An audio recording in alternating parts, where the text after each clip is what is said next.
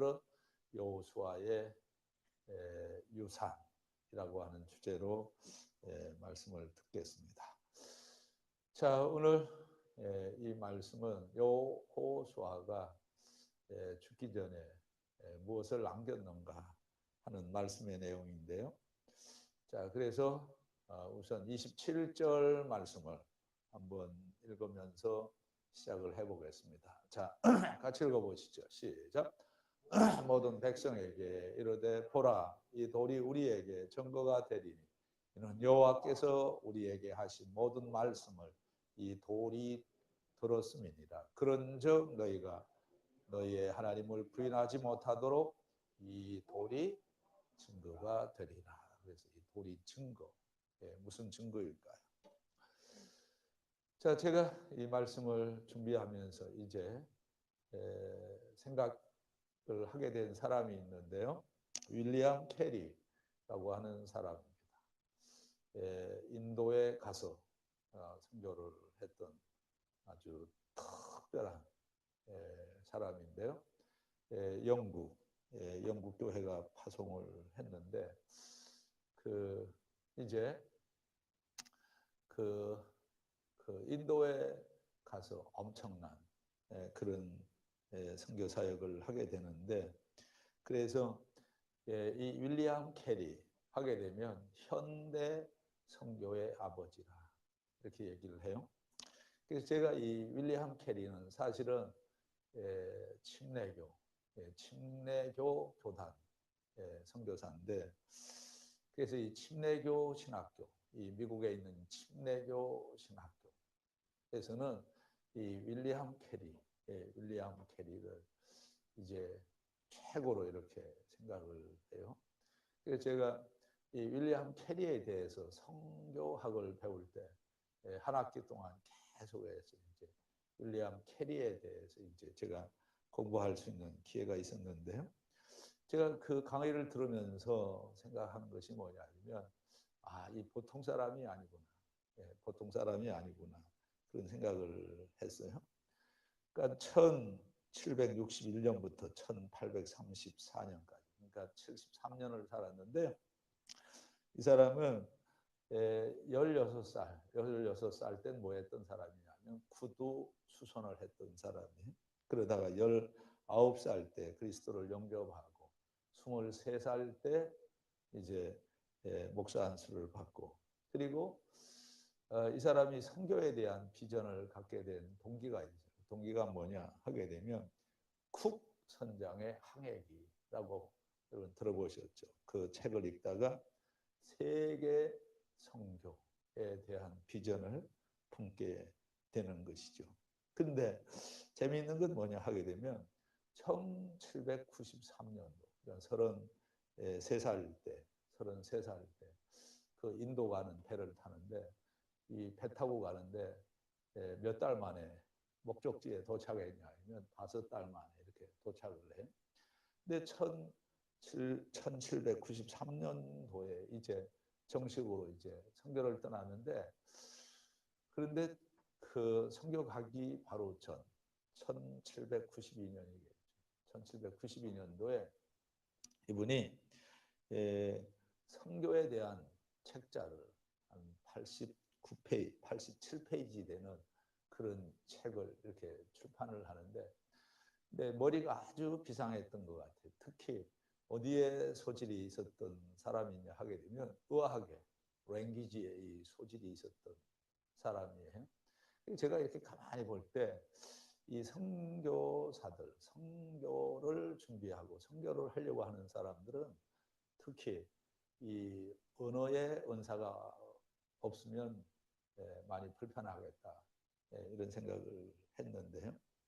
근데 얼마나 그 언어에 이제 탁월을 했느냐 하면, 인도가 굉장히 크잖아요. 사람들도 많이 살고 이제 그러는데, 인도에는 공용어가, 우리는 한글 하나만 가지면 다 되는데, 인도는 제가 알기로는 공용어로 쓰이는 언어가 15개 정도가 이렇게 된다는 거예요. 그러니까 거기서 이제 선교를 하려고 하게 되면 이 언어에 대해서 이렇게 능통하지 않게 되면 그게 쉬운 일이 아니다라고 하는 생각을 하게 되죠. 그래서 이렇게 제가 쭉 이제 살펴봤는데 사람이 굉장히 똑똑할 뿐만 아니라 굉장히 부지런했다는 생각이 들었는데, 그러니까 이제 한 20여 년 동안에 성경을 번역을 하는데 아주 여러 언어로 이렇게 성경을 번역을 해요. 저나 여러분도 다 똑같지만은 아마 들어보지는 못했을 거예요. 뭐 심지어는 중국어 성경도 번역을 하고 그러는데 들어보셨나요? 타미러라는 거 들어보셨나요? 이 타미러로, 타미러는 이게 이제 이 타미러는 아마 이 인도 이 남쪽에 사는 사람들이 쓰는 공용어라고 그래요. 타미러로 또 성경 번역을 하고, 또 문법책으로 이렇게 산스크리트 언어로 산스크리트라고 하는 거 잘 들어보지 못하셨잖아요. 굉장한 거죠, 굉장히. 산스크리트어로 이렇게 성경을 번역하기도 하고요. 또 벵갈어로 또 번역을 하고 또 사전을 또 만들기도 하고요. 털로구어로 또 성경을 또 번역을 하고. 제가 쭉 보니까 총 몇 개 언어로 이렇게 번역을 했냐 하면 44개 언어로 번역을 했어요. 그러니까 대단하잖아요. 44개 언어로 이렇게 성경을 번역할 정도면 이게 보통 사람이 아니다 이제 하는 생각을 해보게 되죠. 근데 그걸 하면서 한 20년 걸렸다는 거예요. 근데 20년 걸렸는데 1812년도에 엄청난 일이 일어났어요. 뭐냐 하면 이 사람이 이제 있던 그 사무실, 처소라고 얘기를 하는데 거기 이제 불이 난 거예요. 불이 나가지고 그 20여 년 동안 해왔던 모든 이런 번역 사역들 이런 것들이 하루아침에 다 잿더미가 되어버리고, 그게 얼마나 낙심했겠어요. 한 20여 년 동안 그 준비해왔던 그런 일들이 하루아침에 다 이제 그게 다 타버렸으니까 얼마나 이제 상심이 크겠어요. 근데 뭐 어쩔 수 없잖아요. 다 타버렸는데. 저는 뭐 설교 이런 거 타이핑 이거 이제 하다가 어떻게 잘못해가지고 한 개만 날라가도 속이 상해가지고 그냥 그러는데 이 20년 동안 해온 그런 사역이 다 하루아침에 물거품이 이제 돼버렸으니까 얼마나 정말 마음이 아팠겠어요. 그래서 이제 뭐 할 수 없잖아요. 그래서 여러 이제 같이 이제 사역을 하던 선교사님들이 모여서 그 잿더미 위에서 이렇게 예배를 드렸답니다. 예배를 드렸는데 그때 이제 예배를 인도했던 그 설교했던 목사님이 읽은 성경 구절이 뭐냐 하게 되면 로마서 8장 28절이에요. 우리가 너무나 잘 아는 거잖아요. 끝에 보면 모든 것이 합력하여 선을 이루느니라. 읽어놓고 그 설교하는 목사님이 뭐 그 상황 속에서 무슨 설교가 나오겠어요. 그러니까 이런 이야기를 한 것 같아요. 제가 이렇게 기록해 보니까 이렇게 됐어요. 뭐냐면 하나님이 모든 것을 합력하여 선을 이루게 하시는 하나님이니까 기다려 봅시다. 하나님이 어떤 또 은혜를 주실지 우리가 알겠느냐 하면서 이제 예배를 마무리한 거예요. 그런데 그 후에 어떤 일이 벌어졌느냐 하게 되면, 그러니까 윌리엄 캐리에 대해서, 그러니까 윌리엄 캐리는 영국에서 이제 파송을 했던 최초의 인도 선교사라 그랬잖아요. 그 20여 년 동안 번역을 해본 사람들은 알죠. 그러니까 20여 년 동안 그렇게 수고해가지고 번역했던 것들이 다 이제 타버렸다라고 하는 소식을 영국 젊은 사람들이 그걸 들었어요. 영국 사람들이 이제 그 이야기를 듣는데, 그런데 놀라운 사실은 뭐냐 하면 이런 게 뭐 사람이 한 일은 아닌 것 같아요. 영국에 특히 런던에 있는 젊은 사람들이 이제 그 마음이 뜨거워졌다네요. 그래가지고 그 이야기를, 윌리엄 캐리에 대한 이야기를 그 들었던 사람들이 뭐라고 반응을 했느냐 하면, 야, 어떻게 한 사람이 그런 일을 했는지 모르겠다. 우리가 너무했다. 그 한 사람 그렇게 어려운 일을 했는데 우리는 한 일이 뭐냐? 우리는 아무것도 한 일이 없지 않느냐. 그때만 하더라도 영국 교회가 굉장히 뜨거웠던 성령의 불이 강하게 타오르던 그때였잖아요. 그러니까 그런 이야기만 듣고도 이렇게 자극을 받고 그냥 우리가 한 일이 아무것도 없다. 그렇다고 하면 우리가 할 수 있는 일이 뭐냐 해가지고 누가 뭐 자극을 준 것도 아닌데 스스로 자극을 받고 도전을 받아가지고 그때 당시에 전 세계로 나도 윌리엄 캐리처럼 선교하러 나가겠다. 세계 선교의 사역의 꿈을 가지고 그때 선교사로 나갔던 사람이, 이게 놀라워요.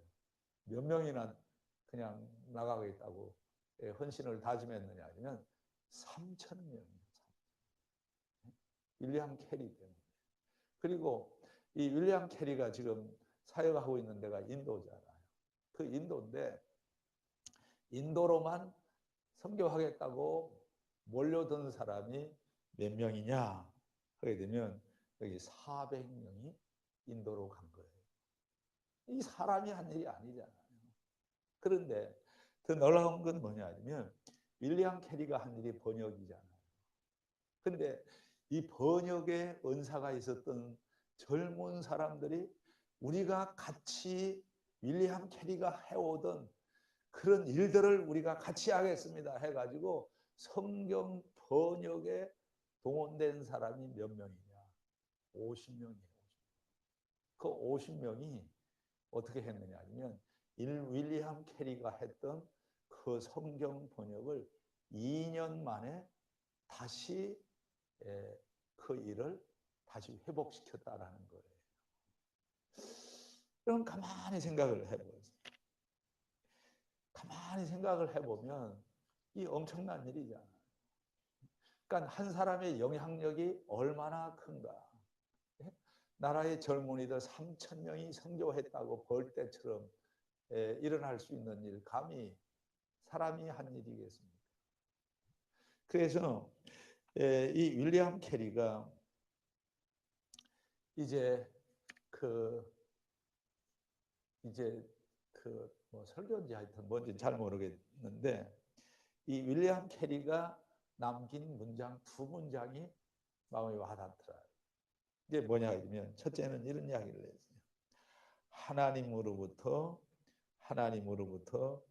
위대한 일을 기대하세요라는 거예요. 하나님으로부터 위대한 일을 기대하세요. Expect great things from God.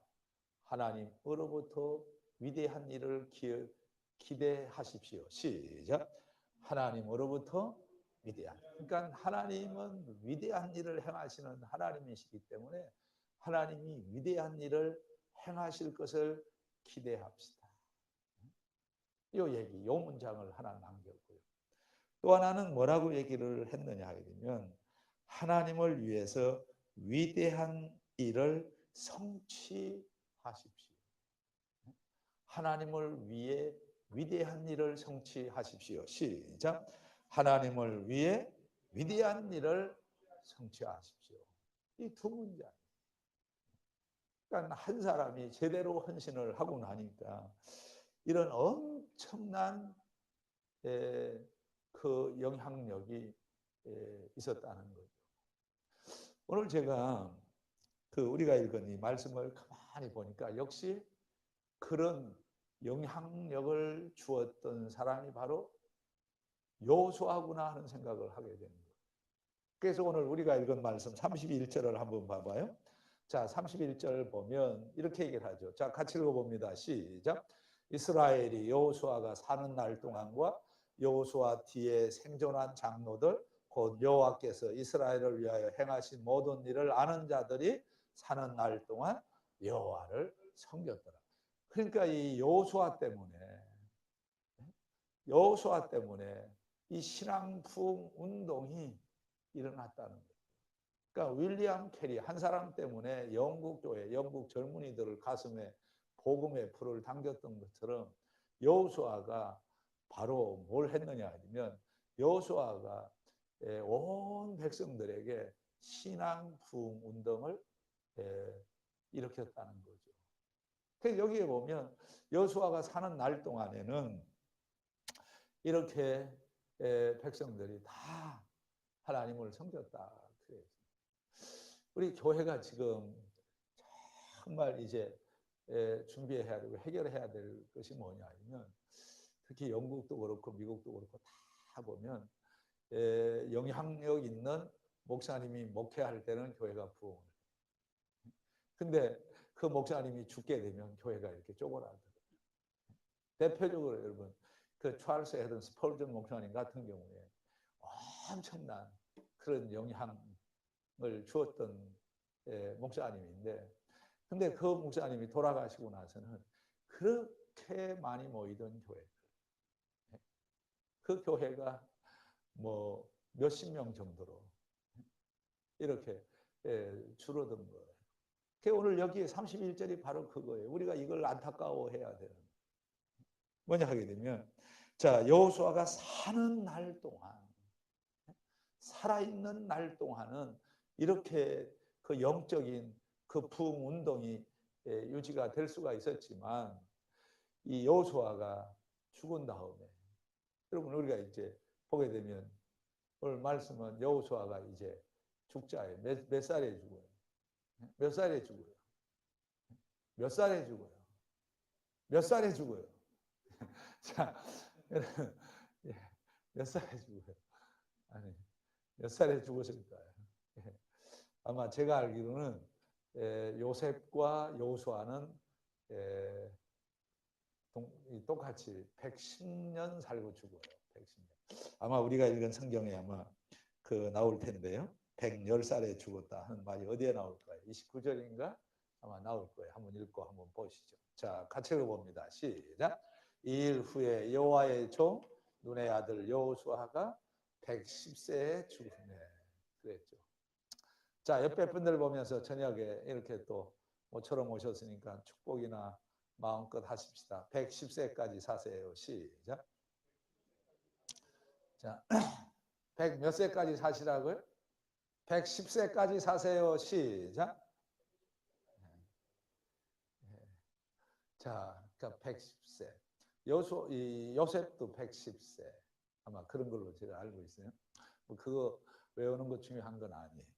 자, 이제 중요한 게 뭐냐 하게 되면 110년을 살면서 여호수아가 남기고 간 것이 무엇일까? 그거죠. 이게 중요한 거죠. 길게 사는 게 중요한 게 아니에요. 길게 사는 것보다 더 중요한 것은 무엇을 남기고 갔는가? 무엇을 남기고 갔는가?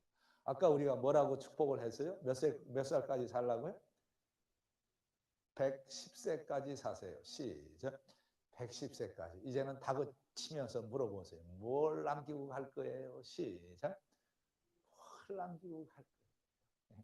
아까는 110세까지 살라고 하니까 서로 좋아가지고 뭐 인사들을 하던데 이제 뭘 남기고 갈 거냐고 얘기를 하니까 아무것도 대답이 없네. 자, 간단하게 설명을 할게요.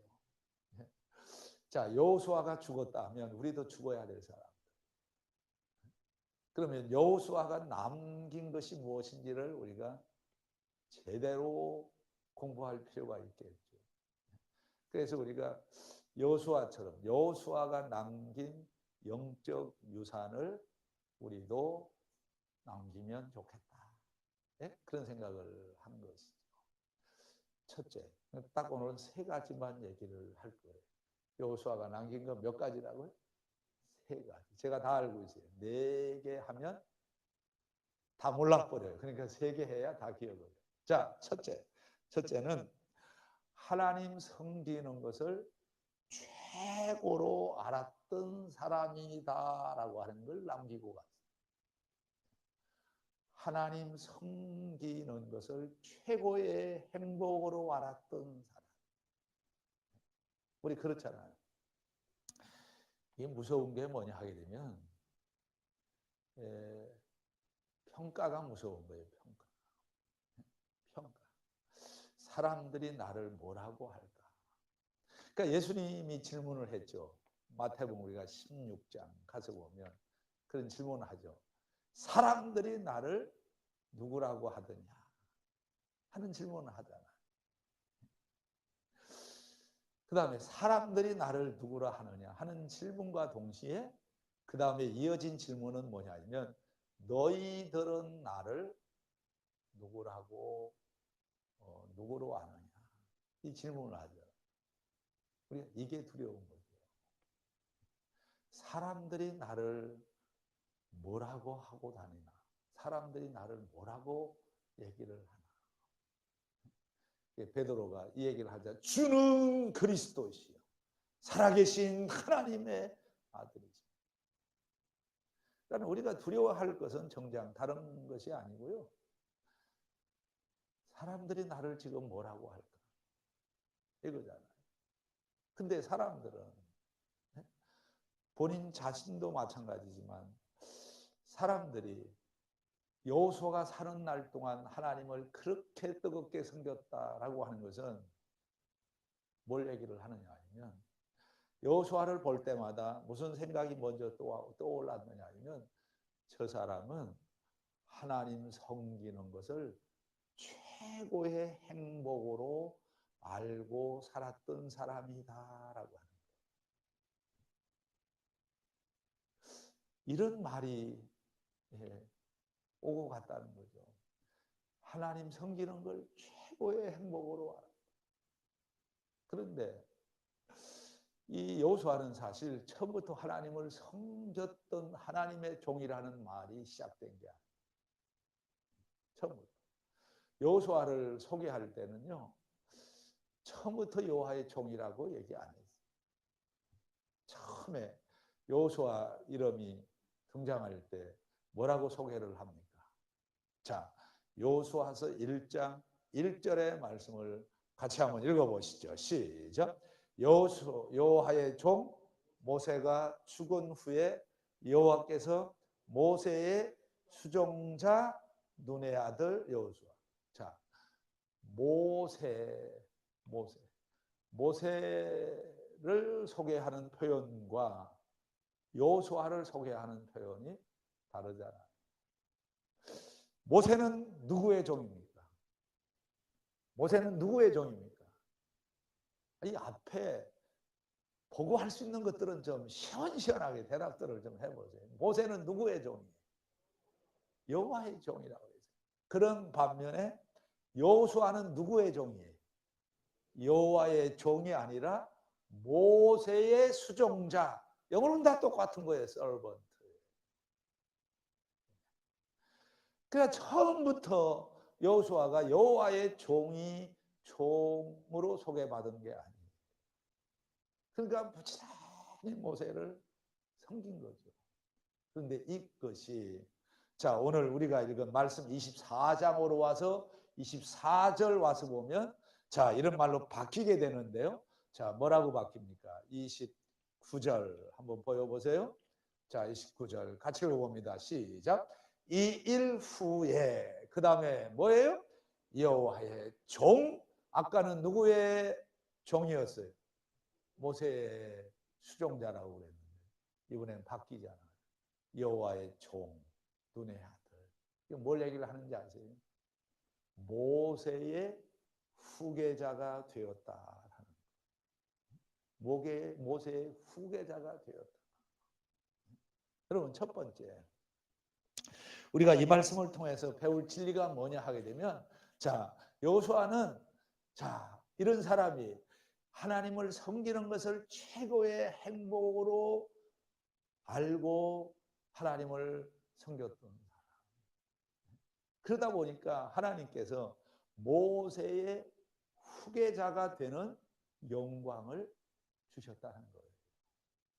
그러면 우리가 교회 봉사하고 교회 생활을 할 때 보상을 생각할 필요는 없지만, 이 보상이라고 하는 건 하나님이 저절로 안겨주시는 축복이다.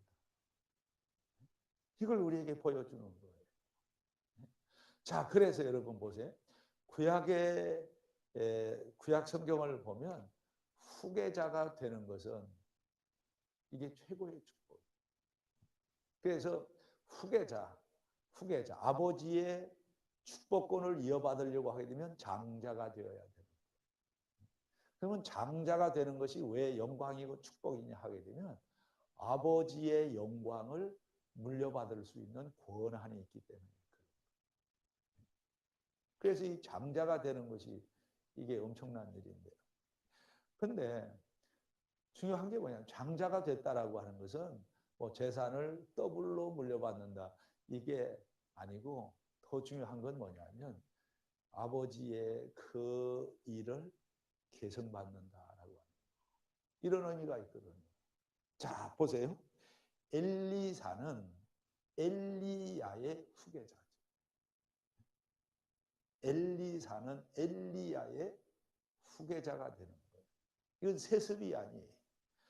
모세의 후계자가 된 여호수아도 이건 세습이 아니라, 이런 걸 우리는 세습이라고 얘기하지 않고 계승이라고 얘기를 하는 거예요. 물려받은 영광스러운 일. 엘리사도 마찬가지예요. 열왕기하 2장 9절의 말씀을 같이 한번 읽어봅니다. 시작. 그놈의 엘리야가 엘리사에게 이르되 나를 내게서 데려감을 당하기 전에 내가 내게 어떻게 할지를 구하라. 그 다음 같이요. 시작. 엘리사가 이르되 당신의 성령이 하시는 역사가 갑절이나 내게 있게 하소서 하는지라. 한국교회 목사님들이 이 성경 가지고 잘못 설교를 해요. 갑절의 축복. 문맥이 안 맞아요. 문맥이 안 맞아요. 왜 안 맞느냐 하게 되면, 엘리야는 엘리사의 스승이잖아요. 근데 엘리야가 이제 마지막으로 이제 엘리사에게 이렇게 얘기를 하잖아요. 하나님이 나를 데려가시기 전에 내가 너한테 어떻게 해주었으면 좋겠느냐. 그러니까 뭐라고 대답을 했어요? 당신의 성령이 역사하시는 역사가 얼마라고요?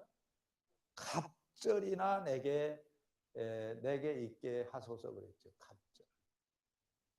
그래서 여기서 이게 기도할 때 이렇게 보면 우리 목사님에게 뭐 갑절의 능력을, 갑절이 아니고 이게 뭐 7배나 뭐 이렇게 늘어나는데, 이건 뱃수를 얘기하는 게 아니에요.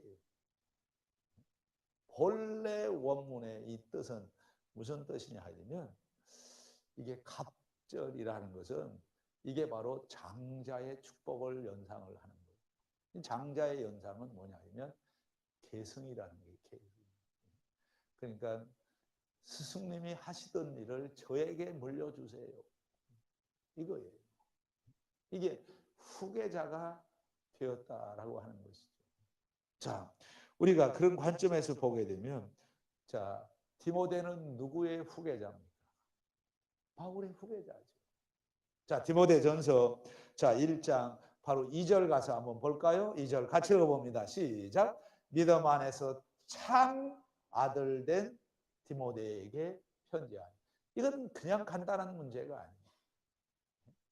바울이 사역을 디모데에게 이양을 하는 거예요. 디모데는 사도 바울의 후계자가 되는 그런 영광을 얻게 된 것이죠. 바울은 누구의 후계자입니까? 바나바의 후계자예요.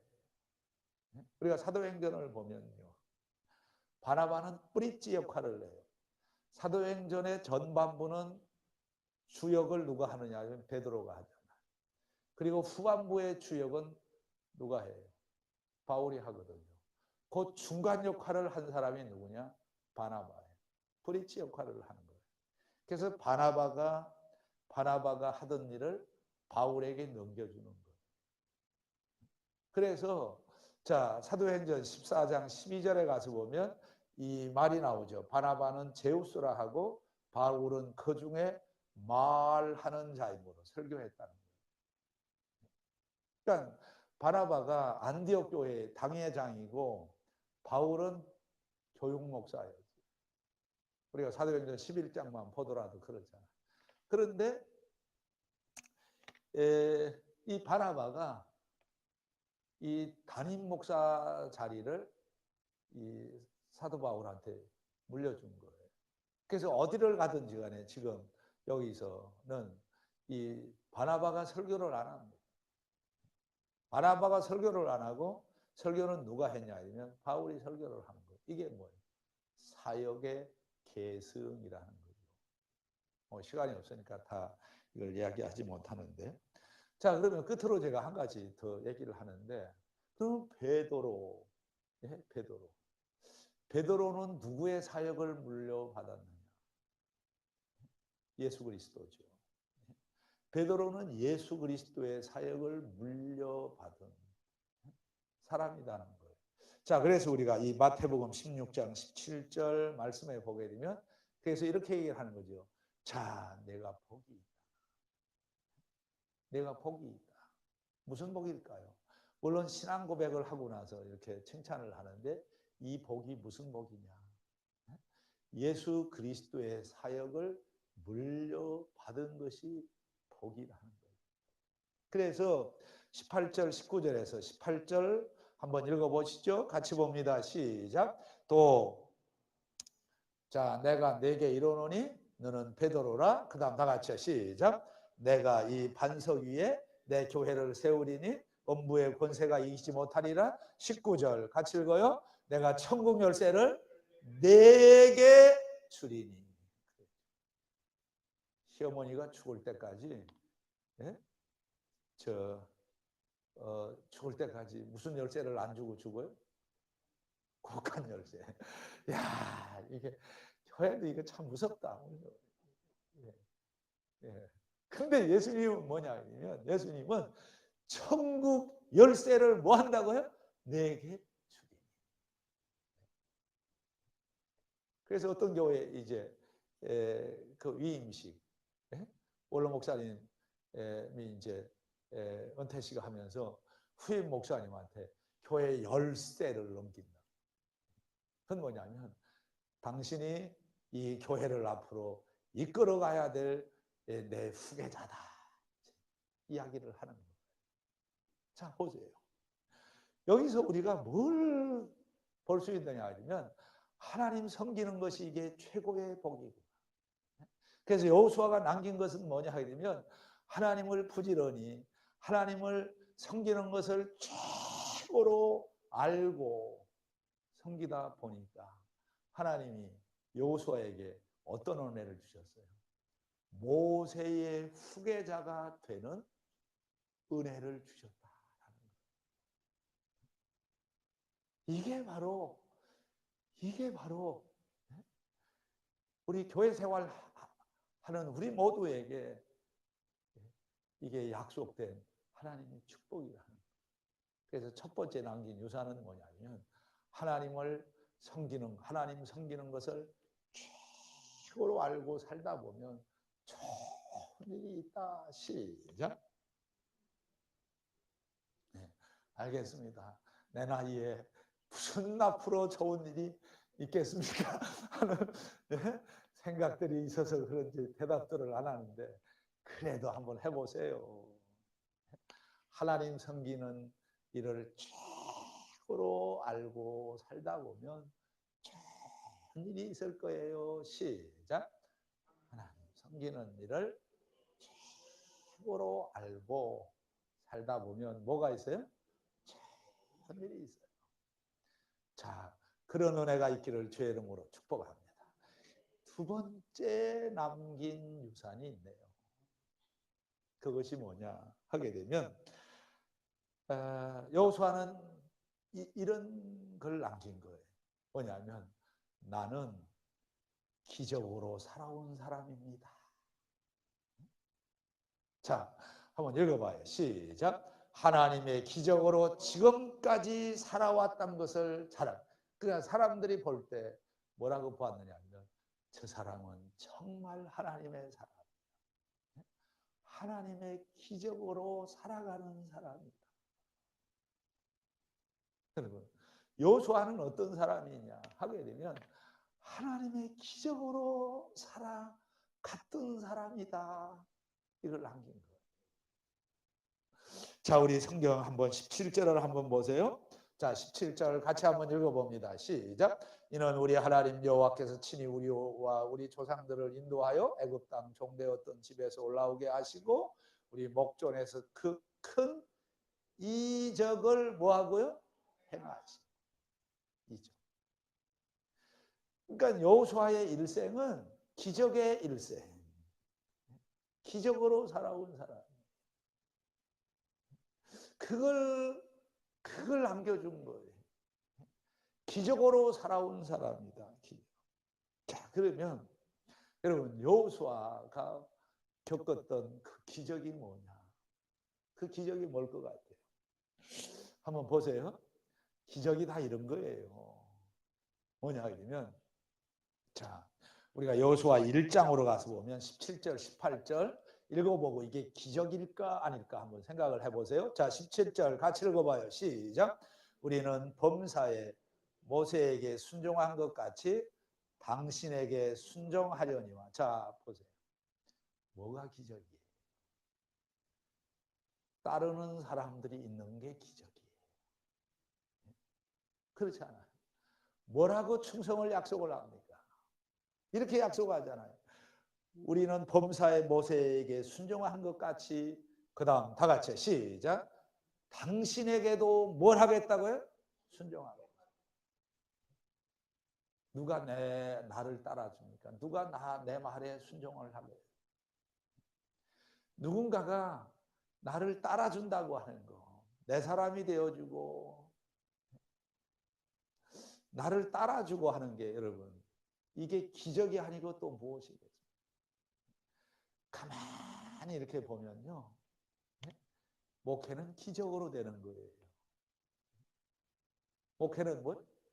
기적으로 되는 거예요. 그래서 제가 이거 오늘 궁금해가지고 우리 그 혜원 집사님이 우리 교회를 어떻게 왔나? 그래서 내가 물어봤어요. 그러니까 딱 생각 없이 대답을 했을 거예요. 근데 제가 내린 결론은 기적이구나. 자, 여러분 저 성안교회 다니다가 이제 여기 옆에 주공 3차로 이사를 와가지고요. 교회 뭐 자기 말로 안 다녀본 교회가 없대. 저 산울교회, 여긴 지금 산울교회 대표 안 나오셨는데 산울교회도 가보고 그 앞에 뭐 목민교회도 가보고 다 가봤다. 우리 교회도 이렇게 온 거예요. 딱 와가지고 그냥 우리 교회 그 와보고 그 다음에 다시 뭐 백화점 쇼핑 다니듯이 안 다닌 거죠. 딱 와가지고 이렇게 여기서 교회 생활을 해야 되겠다 하는 마음을 갖게 된 거지. 내가 뭐 우리 교회 좀 와주세요. 한 번도 해본 적이 없어. 한 번도 해본 적이 없어. 목회는 이런 거예요. 오라고 하면 더 안 와. 온다고 해서 밥까지 사주어도 밥만 먹고도 안 와. 근데 이게 기적이에요. 그러니까 지금 보세요. 이 이스라엘 백성들이 이렇게 얘기하잖아요. 우리가 전에는 모세에게 순종을 했지만 이제부터는 당신에게 순종을 하겠습니다. 이게 기적이 아니면 또 무엇이 기적입니까? 그리고 여러분 이거 기적 아니에요? 자, 보세요. 그냥 놔두세요. 여기 보면 오직 당신의 하나님 여호와께서 모세와 함께 계시던 것 같이. 그 다음 같이 읽어요. 시작. 당신과 함께 계시기를. 나는 정말 목회는 이런 거라고 생각해요. 목회뿐만 아니라 모든 것이 다 그런 거예요. 뭐냐 하면, 자 보세요. 모세와 함께 계시던 것 같이 당신과 함께 계시기를 원하나이다. 자 여러분, 뭘 얘기를 할 거예요? 그러니까 이건 뭐냐면, 이 사람들이 순종을 약속을 했죠. 순종을 약속하고 그 다음부터 자 한 일이 뭐냐면, 하나님 모세와 함께 하셨던 것처럼 우리의 지도자로 여호수아를 세워주셨기 때문에 하나님께서 이 여호수아에게도 함께 해주세요. 함께 해주세요. 여러분, 누군가가 나를 위해서 기도해주고 있다는 거, 여러분, 이 기적이 아니겠어요? 누가 나를 기도해 줍니까? 누가 나를 기도해 주는 거예요? 여러분, 이 기도의 후원자가 있다고 하는 거, 얼마나 이 놀라운 이 하나님의 축복입니다. 여러분, 여호수아가 여러분 보세요. 이 가나안 주역이 되잖아요. 이 약속의 땅에 들어간 사람이 여호수아잖아요. 그런 영광이 어디에서 만들어졌느냐 하게 되면, 이렇게 충성을 다짐하고 그리고 여호수아를 위해서 이 기도했던 이런 후원자들이 있었기 때문에 그런 일을 한 거예요. 그러니까 기도의 후원자. 여러분, 사도 바울과 같은 사람이 어떻게 해서 그렇게 훌륭한 위대한 세계 선교의 사역을 감당할 수 있는 사람이 되었느냐 하게 되면, 이렇게 이 사도 바울에 대해서 충성을 다짐을 하고 기도해 주었던 그런 사람들이 많았기 때문이다 라고 하는 것 아닙니까? 자, 이게 기적이라는 거죠. 기적. 그러니까 여호수아가 남긴 것이 뭐냐 하면, 자, 여호수아는 이 기적 인생이라는 거예요. 기적 인생. 자, 또 무엇이 기적입니까? 여러분, 자, 여호수아서 6장 20절 같이 읽어봅니다. 시작. 이에 백성은 외치고 제사장들은 나팔을 불매 백성이 나팔 소리를 들을 때 크게 소리 질러 외치니 성벽이 무너지. 이 성벽은 무슨 성벽이에요? 난공불락의 성벽, 여리고 성벽이죠. 여리고 성이 함락되는 사건이죠. 그 생각을 해보세요. 이런 여리고 성이 무너져야 약속의 땅, 가나안 땅을 차지할 수 있는 거예요. 그런데 보세요. 이것도 지금 여러분 다 잘 아시잖아요. 이 성을, 이 난공불락의 이 성벽이 어떻게 무너진 거예요? 어떻게 무너졌어요? 어떻게 무너졌어요? 하루에 몇 바퀴씩 돌았어요. 어떻게 무너졌어요? 자, 다 같이 따라하세요. 주여. 주여. 자, 여러분 보세요. 우리가 부지런히 뭐 한다고 해서 기적이 일어납니까? 아니, 생각을 해보세요. 그 멀쩡한 성벽이 하루에 한 바퀴씩 그냥 한 바퀴씩 도는데, 그게 어떻게 무너지는 거예요? 근데 마지막 날은 몇 바퀴 돌았어요? 7바퀴. 그리고 한 일은 딱 한 가지예요. 여기 보면 이에 백성은 외치고 제사장들은 나팔을 불매 백성이 나팔 소리를 들을 때에 그 다음에 뭐예요? 크게 소리질러 외치니. 아니, 생각을 해요. 소리친다고 건물이 무너집니까? 소리친다고 건물이 나 소리치면 건물이 무너진다고 그러면 얼마나 좋겠어요. 그런데 바로 보세요. 그냥 성벽이 뭐 했다고 그래요? 무너졌다. 이게 기적이라는 거죠. 그러니까 백성들이 여호와 하나님이여 여호수아에게 함께 하세요. 함께 하세요. 이 기도의 은혜 아닙니까?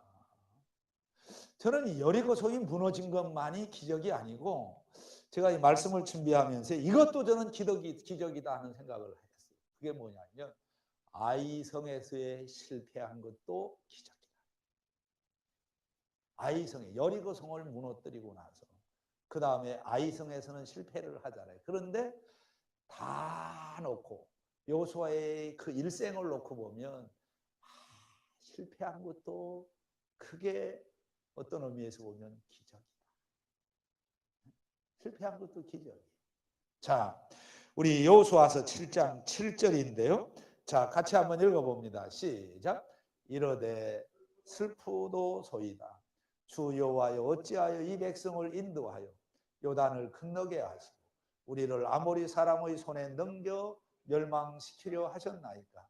우리가 요단 저쪽을 만족하게 여겨 거주하였더라면 좋을 뻔하였나이다. 여러분, 이르되 슬프도소이다. 주 여호와여 어찌하여 이 백성을 인도하여 요단을 건너게 하시고.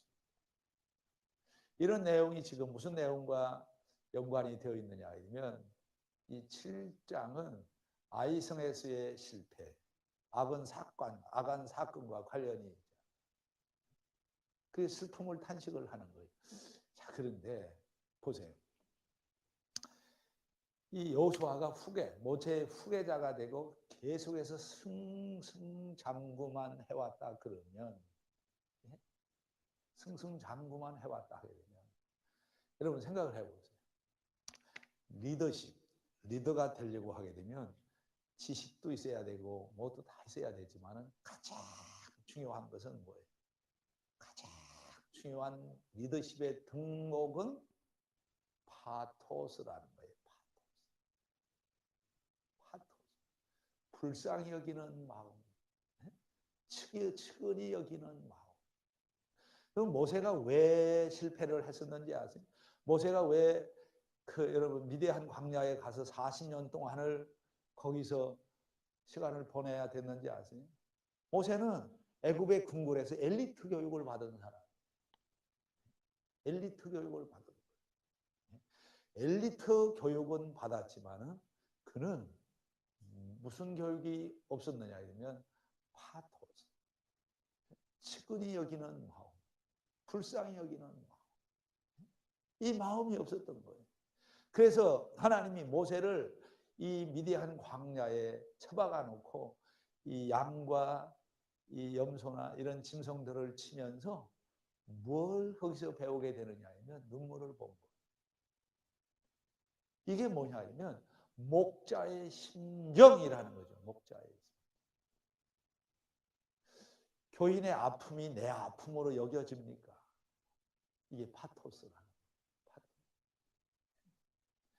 생각을 해보세요. 예수님이 선한 목자라 그러셨잖아요. 그 선한 목자는 지식이 많았다는 그런 얘기 아니에요.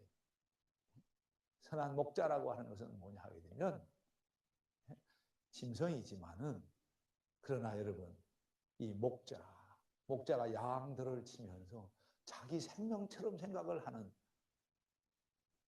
그게 있는 거예요. 그러니까 지금 보세요. 이게 대상만 바뀌는 거예요.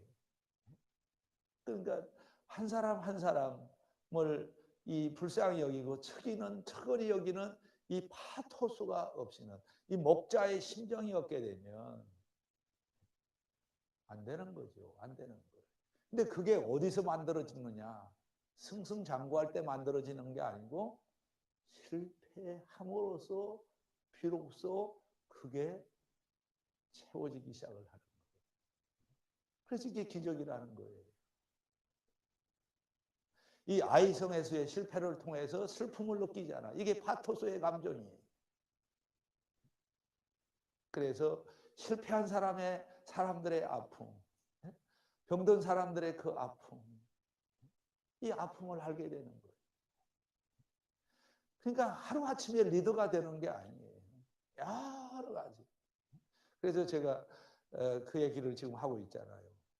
베드로 얘기를 할 때 중요한 건 뭐냐면 그 사람이 갖고 있는 원자재, raw material, 이걸 어떻게 예수님께서 이걸 다듬어 가시느냐. 자, 그러면 중요한 게 뭐냐면 인생 경험이 중요하다는 거죠. 라이프 익스피리언스라고 하는 인생 경험이 중요한 거예요. 이 경험을 통해서 온전한 하나님의 인격 리더로 세워지게 되는 것이. 그렇다고 하면 보세요. 그 순간은 실패이기 때문에 좌절하고 낙심했을지 모르지만 긴 안목에서 볼 때는 그것 때문에 남은 기간 동안 제대로 사역을 할 수 있게 되었다. 그럼으로써 때로는 실패도 기적이라 하는 것. 자, 그래서 제가 마지막으로 오늘 여기까지만 하고 끝낼게요. 자, 잃어버린 과거는 없습니다. 시작. 네, 다시 잃어버린 과거는 없습니다. 시작. 네, 왜 그러냐면 하나님은 실패한 과거까지도 사용하시기 때문에 그래요. 설교를 좀 더 하려고 그랬는데 이 혜원 집사님이 하민이가 오라고 그러는지 벌써 이제 이 피아노 치려고 이렇게 일어나더라고. 내가 이 눈이 좋은 게 문제라 이게. 자, 오늘은 여기까지. 자, 오늘은 여기까지.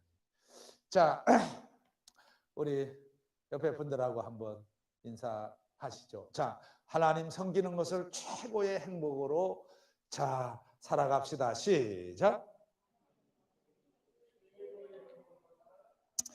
하나님의 기적으로 살아가십시오. 시작.